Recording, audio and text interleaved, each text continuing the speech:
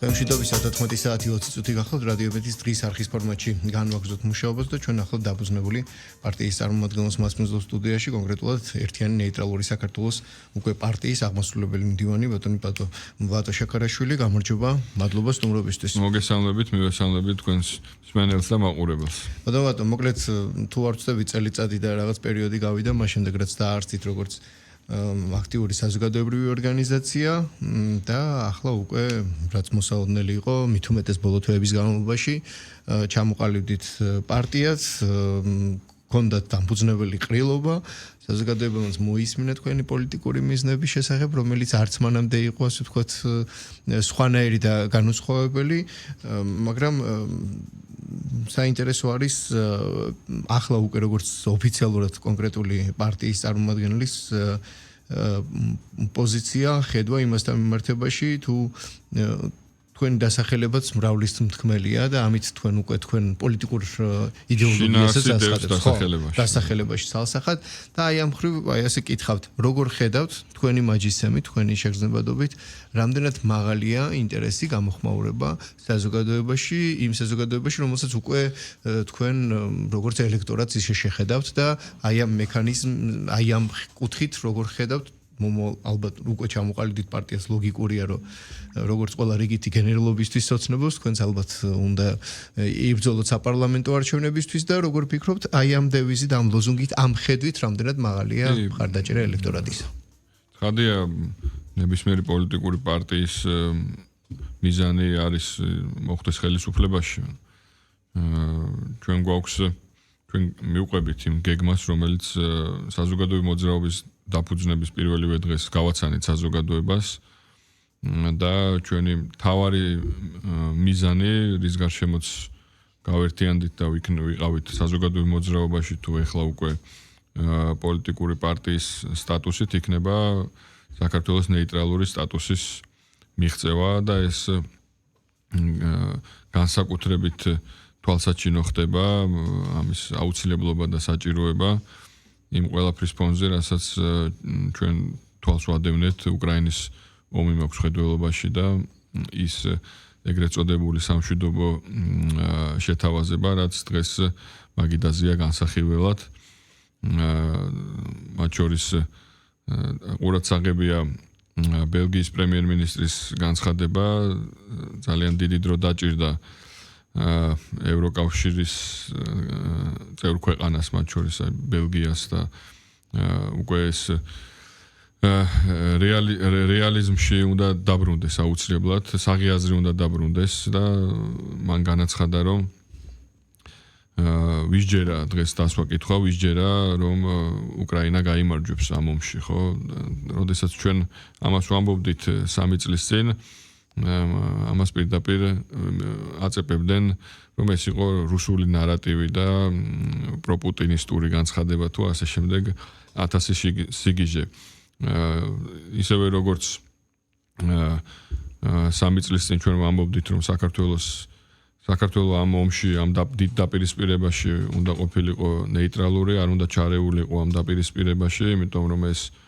მოგვიტანდა ძალიან მძიმე შედეგებს ჩვენ ეს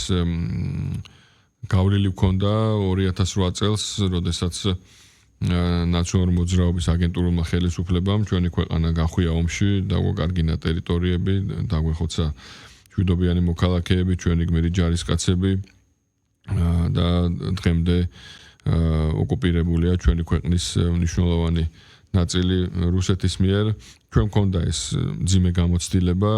და სწორედ ამ მძიმე გამოცდილების პრიზმიდან უყურებდით, ვაფასებდით მოვლენებს და ვაცხადებდით, რომ არ შეიძლება საქართველოს იქნას გამოყენებული სხვის ინტერესებისთვის, როგორც პროქსი სახელმწიფო და ძალიან დიდი ზეწოლის, არაერთი რევოლუციური სცენარის, სხვადასხვა ბერკეტების ამოქმედების მიუხედავად ჩვენმა ქვეყანამ მთლიანად საზოგადოებამ ხელისუფლებამ ერმა ბერმა მოახერხა ის რომ ჩვენ დე-ფაქტო ნეიტრალური პოზიციის შენარჩუნება მოახერხეთ არ ჩავერთეთ ომში და ამან მოგვიტანა ძალიან ხელშესახები შედეგები გვაქვს ქვეყანაში მშვიდობა იზრდება ჩვენი ქვეყნის მიმართ დაინტერესება შემოდის ინვესტიციები გვაქვს სწრაფი ეკონომიკური ზრდა და იმისათვის რომ ეს შევინარჩუნოთ და კიდევ უფრო გავზარდოთ და კიდევ უფრო მყარი იყოს, პროგნოზირებადი იყოს ჩვენი ქვეყნის მომავალი განვითარება, არ შეიცავდეს უსაფრთხოების რისკებს, დაუახლოვდეთ ჩვენი ქვეყნის მთავარი მიზნის მიღწევას, რაც არის ჩვენი ქვეყნის მთლიანობის აღდგენა. ამისთვის ჩვენ გვესახება ყველაზე ეფექტურ გზად ქვეყნის ნეიტრალიტეტი და ვფიქრობთ, რომ ეს არის სწორედ ის არჩევანი ჩვენი ქვეყნისა, ბუნებრივი არჩევანი, რომელიც იგივე გამომდინარეობს ჩვენი ქვეყნის გეოსტრატეგიული ადგილმდებარეობიდან, რაც ეს ჩვენ ღმერთმა გვიბოძა და ეს აქტივი უნდა გამოვიყენოთ გონივრულად და არ მივცეთ არავის საშუალება, რომ ჩვენი ქვეყანა იქნას გამოყენებული სხვის ინტერესებისთვის, პროქსი სახელმწიფოთ მსხვერპლად, ისევე როგორც უკრაინა და ეს არის უმძიმესი რეალობა, როდესაც 4 წლის თავზე უკრაინა უბრუნდება იმ წერტილს, სადაც შეეძლო ყოფილიყო 4 წლის წინ, როდესაც 2022 წელს ამერიკის შეერთებული შტატების და დასავლური ბანაკის წინაშე დააყენა რუსეთმა კონკრეტული გაფრთხილება, კონკრეტული საკითხი, რომ ის არ დაუშვებდა ნატოს გაფართოებას, რაზეც გახსოვთ თქვენ მათი განცხადებები, რომ ამა თუ იმ ქვეყანას უკრაინას აქვს უფლება თავად აირჩიოს, რომელ კავშირში გაწევრიანდეს თუ არ გაწევრიანდეს და აი ამ ყველაფრის ფონზე უკრაინა შეიყვანეს აპრიორი წაგებულ ომში, გაწირეს და დღეს 4 წლის თავზე, როდესაც უკრაინას აქვს მსხვერპლი მილიონზე მეტი, 10 მილიონზე მეტი ადამიანი იმიგრირებულია, გასულია ქვეყნიდან, ჩამოშლილია მთლიანად ეკონომიკა, ჩამოშლილია სახელმწიფოებრიობა, მიწასთან არის გასწორებული სოფლები და ქალაქები, აღარც კი განიხილება, რომ 4 რეგიონი იქნება რუსეთის შემადგენლობაში. ეუნებიან ასევე, რომ უნდა დაივიწყოს ნატოც, ევროკავშირზე ეუნებიან, რომ იქ უამრავი პრობლემაა, კორუფცია, ასე შემდეგ, ევროკავშირის წევრობაც ჩამოკიდებულია, მისთვის გაუგებარია, არაპროგნოზირებადია, მოხდება თუ არა მისი გაწევრიანება და ცხადი არ მოხდება და შედეგი რა არის, ხო, განადგურებული ქვეყანა და დაბრუნება რეალურად იმ წერტილში, სადაც შეეძლო უკრაინას ყოფილიყო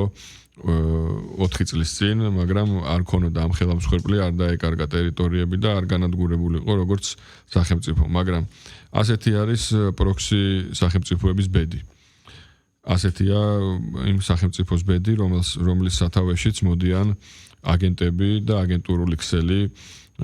მართავს ქვეყანას, ამას ვეწინააღმდეგებოდით ჩვენ ეს იყო ერთ-ერთი მთავარი მიზანი ჩვენი ჩამოყალიბებისა, შექმნისა, როდესაც ჩვენ დავაფუძნეთ საზოგადოებრივ მოძრაობა, რომ ჩვენი ქვეყნის საზოგადოებრივი პოლიტიკური სივრცე გავწმინდოთ ერთხელ და სამუდამოდ აგენტურული ქსელისგან. ჩვენ მქონდა მოცემულობა, როდესაც აგენტურული ქსელი 9 წლის განმავლობაში იმყოფებოდა ხელისუფლებაში და რა მოგვიტანა ამაზე სასაუბროთ ერთი მთლიანი გადაცემა არ გვეყოფა, რამხელა ტრაგედიები ომი პირველ რიგში ყველაზე მძიმე ქუჩაში მკვლელობები ახალგაზრდების წამება საპატიმროებში და არა მხოლოდ ადამიანის უფლებების ფუნდამენტური უფლებების დარღვევა, სიცოცხლის უფლების შეზღუდვა, თავისუფლების აღკვეთა, პირადი ცხოვრების ხელყოფა, მედიის მითვისება, ბიზნესის რეკეტი, ასე შემდეგ და ასე შემდეგ, ხო? შემდეგ 13 წელი, 2012 წლის შემდეგ ეს აგენტურული ქსელი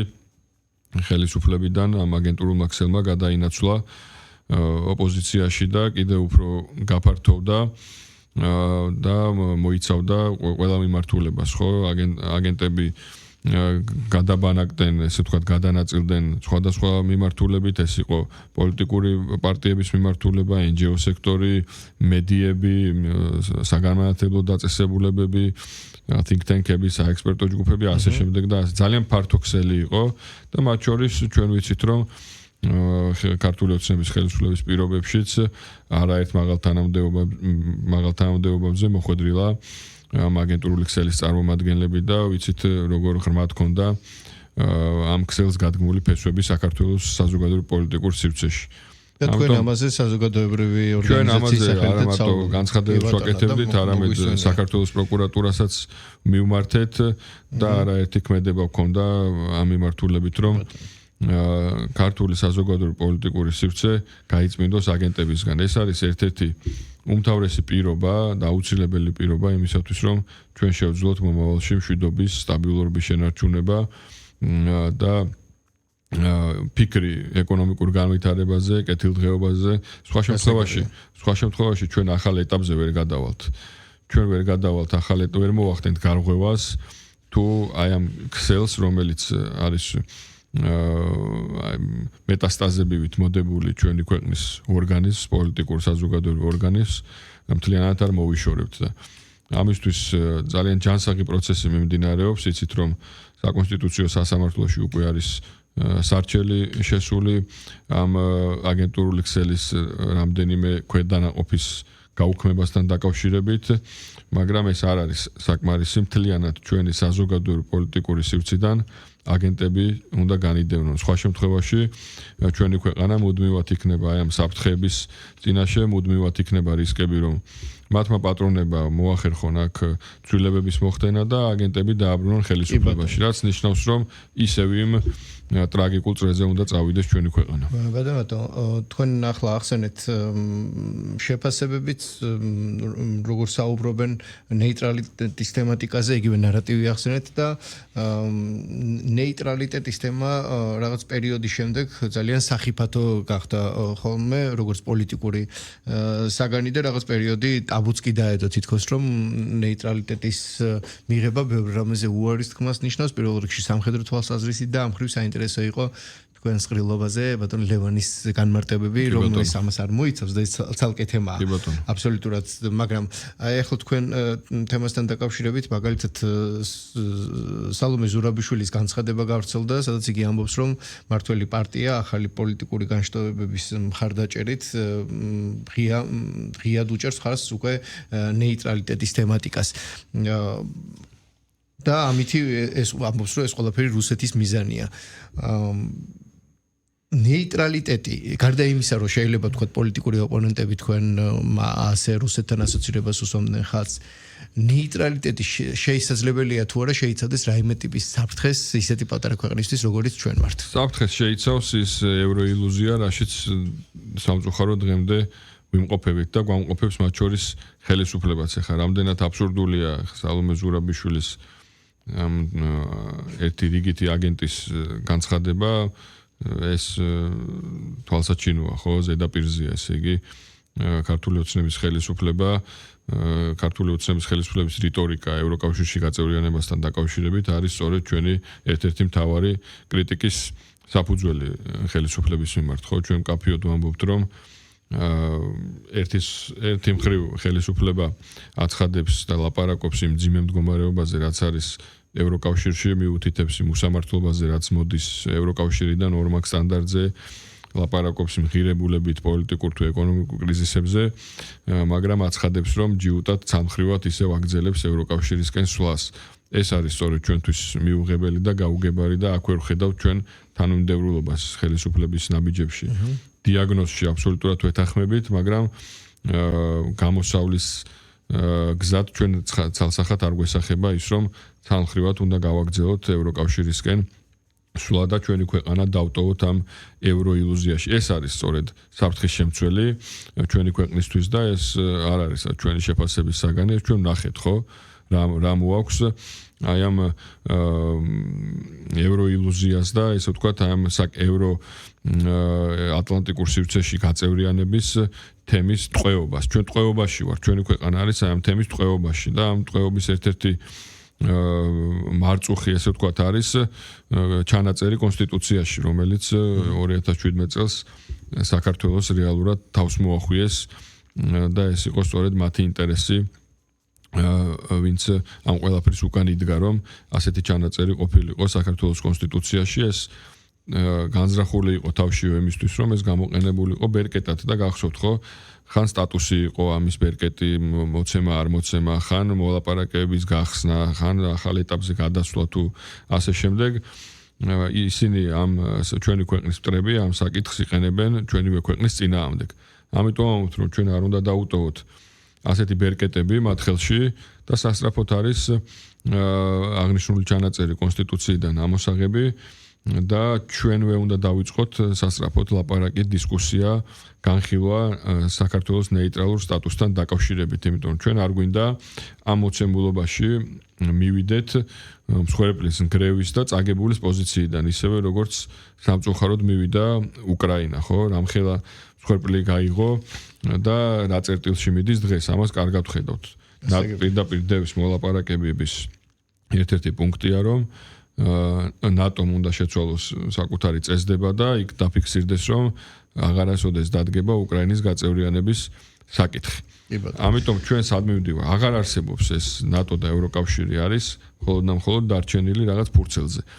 რეალურად ეს არ არსებობს. არათუ საქართველოს უსაფრთხოების გარანტი ვერ იქნება, არამედ პირიქით ეს არის საფრთხის შემცველი. ერთხელ უკვე ამ ყველაფერმა 2008 წელს მოგვიტანა ომი, როდესაც ბუქარესტის სამიტზე ითქვა, რომ საქართველო და უკრაინა გაწევრიანდებოდნენ ნატოში. რამდენიმე თვეში ჩვენ ქვეყანაში იყო დამანგრეველი ომი. ჩვენ არ გვინდა იგივე წრეზე წასვლა, ჩვენ არ გვინდა რომ იმ წერტილში მივიდეთ ოღონდ წაგებულის პოზიციიდან. ჩვენ ვამბობთ, რომ ნეიტრალიტეტზე საუბარი თავად უნდა დავიწყოთ, ხელისუფლებამ უნდა დაასრულოს ეს ევრო ილუზიაში ყოფნა, რომ თითქოს ევროკავშირში რაღაც 4-5 წელიწადში გაჯანსაღდება და გამოჯამრთელდება ვითარება. პირიქით, ჩვენ ხედავთ, რომ აბსოლუტურად ყველა ობიექტური მონაცემი იმას აჩვენებს, რომ ევროკავშირში ვითარება დღითიდ და უფრო მძიმდება. იქნება ეს ღირებულებითი თვალსაზრისით და ამის ნათელი დადასტურება 2026-2030 წლის სტრატეგია ევროკომისიის მიერ შემუშავებული, რომელიც გულისხმობს, რომ ევროკავშირში უნდა იყოს ხელმისაწვდომი ბავშვებში სქესის შეცვლა, ამისთვის ყველანაირი შესაბამისი სამართლებრივი ბაზა უნდა მომზადდეს ყველა ქვეყანაში. ვნახეთ სასამართლოს გადაწყვეტილება, რომელიც ავალდებულებს ქვეყნებს ცნონ აღიარონ, ანუ ერთ რომელიმე ქვეყანაში რეგისტრირებული ერთნაირი სქესიანთა ქორწინება საკუთარ ქვეყანაშიც, როგორც იურიდიული ძალის მქონე, ასე ვთქვათ. ეკონომიკური მიმართულებით ხედავთ, რომ სრული სტაგნაციაა. ამერიკის შეერთებულმა შტატებმა ევროპა ჩახსნა IAP ენერგიიდან ხელოვნურად, ხო, ხედველობაში მოქვს სანქციები, რომელიც დააწესებინეს რუსეთზე, ასევე თავს მოახუიეს ეს ეგრეთ წოდებული მწვანე პოლიტიკა და გააუქმებინეს IAP ენერგო გამომუშავების შესაძლებლობები,